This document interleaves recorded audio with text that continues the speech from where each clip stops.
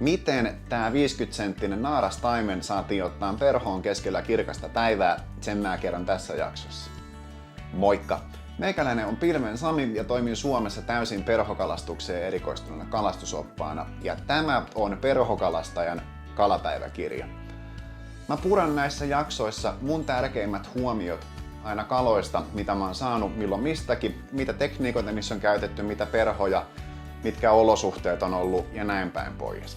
Tervetuloa jakson pariin.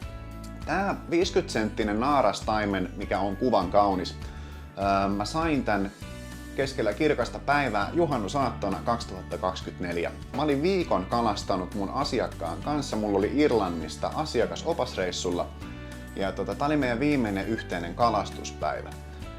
Tää ei ollut enää opasreissu, vaan tää oli enemmänkin vaan yhteinen kalastuspäivä, mikä me päätettiin sit viettää. Kutsuin asiakkaan mun mukaan kalastelemaan. Mä sain tän taimenen nymfillä, mikä ei ole sinänsä kauhean harvinaista, ja se ei myöskään ole harvinaista, että nymfillä sä voit saada parempikokoisia taimenia keskellä kirkasta auringonpaistetta tai kirkasta päivää.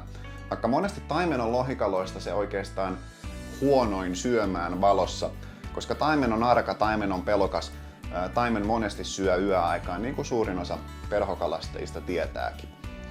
Se, mikä tästä keissistä teki kuitenkin hauskan, oli se, että mä muistaakseni sain tän joko 14 tai 16 nymfi, oliivin väritys. Mulla on aina kahdenvärisiä nymfejä oikeastaan, mä oon tosi laiska sitoon nymfejä. Nymfikalastus ei muutenkaan ole ihan semmonen mun lempparimuoto, mutta se on äärettömän tehokas, sitä ei voi kieltää. Mä teen monesti oliivivihreitä ja ruskeita, eli aika perus vesiperhosjäljitelmä. Oliivivihreä on naaraan väritys ja ruskea on sit koiraan väritys. Ja kuulapää 16-14 kokoisena toimii tosi kivasti. Vihreissä tykkään käyttää semmoista pientä Gulfin vihreällä fluorisoivulla chartreuse-värillä tehtyä UV-liima spottia tuossa tavallaan siinä kuulan alapuolella, ikään kuin siinä perhon kaulassa. Tuskin vaikuttaa niin sanotusti kalastuksen tehoon, mutta enemmänkin semmoiseen omaan mojohun kalastaa. Mulla on tosi perinteinen nymfisetti, 10-jalkainen, 3-luokkainen Soldarinin duotone siima, ei mitään ihmeellistä. Käytän paljon tsekkitekniikkaa, jos on kova kalastuspaine, niin mä käytän ranskalaistekniikkaa uittamiseen.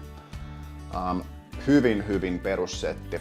Mutta se, mikä tästä taimenen kalastuksesta teki siinä mielessä hauskan siinä itse sessiossa, että vaikka se otti mulla siihen oliivivärisen nymfiin, niin mä oon ihan varma, miksi se söi siihen aikaan, oli se, että siellä oli tosi paljon ravintoa tarjolla.